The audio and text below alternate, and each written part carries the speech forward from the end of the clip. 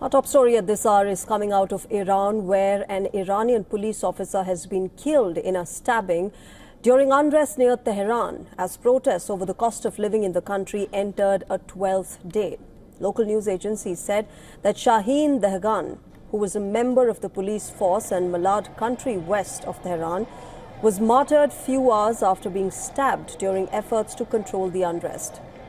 In another incident, a high-ranking police officer, Mahmoud Haqiqat, was shot dead in Iran Sheher, a city in Sistan and Baluchistan province. This is the same area where statues of late Supreme Leader Ruhollah Khomeini and his successor Ali Khamenei were set on fire by protesters on Tuesday. Haqiqat was the police station commander in Iran Sheher and former intelligence chief of the city.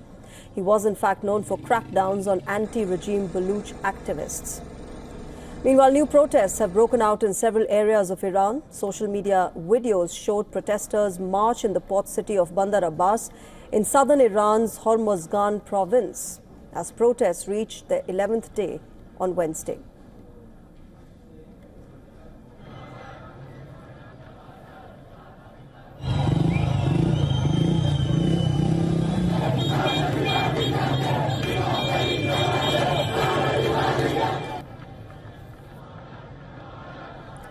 Social media videos also purported to show new cities like Bojnord, Kerman, Rasht, Shiraz and Tabriz and smaller towns joining the demonstration.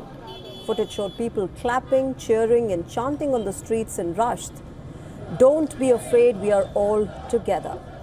Now, as sanctions tightened and Iran struggled after the June war with Israel, its real currency sharply fell in December. The protests began soon after, on the 28th of December, and even on the 12th day, they do not appear to be stopping, reaching over 310 locations in 28 of Iran's 31 provinces. It is the most serious protest movement in the Islamic Republic since the 2022-23 nationwide rallies sparked by the death in custody of Mahsa Amini, who was arrested for allegedly violating the strict dress code for women. Meanwhile, exiled son of Iran's toppled Shah, Reza Pahlavi, has urged Iran's armed and security forces to side with the people and called for more protests amid persisting unrest in the country. Pahlavi has lived in exile for over 4 decades, since his father, the US-backed Shah, was overthrown in the 1979 Islamic Revolution. Now, it remains unclear how much support Pahlavi was on and has on the ground, but there have been some pro-Pahlavi slogans within the demonstrations as well.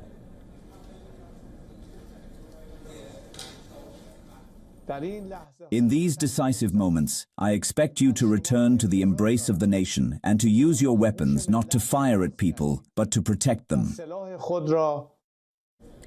On the other hand, the US-based human rights activists news agency offered the latest death toll of 36 from the demonstrations. It said 30 protesters, 4 children and 2 members of Iran's security forces have been killed.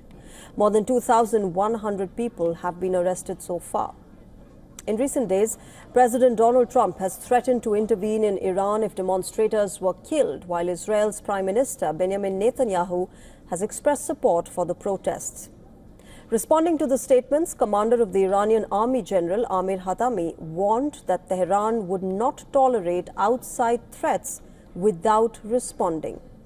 He also said that if those he referred to as enemies make a mistake, Iran's response would be more robust than during the last year's 12-day war with Israel.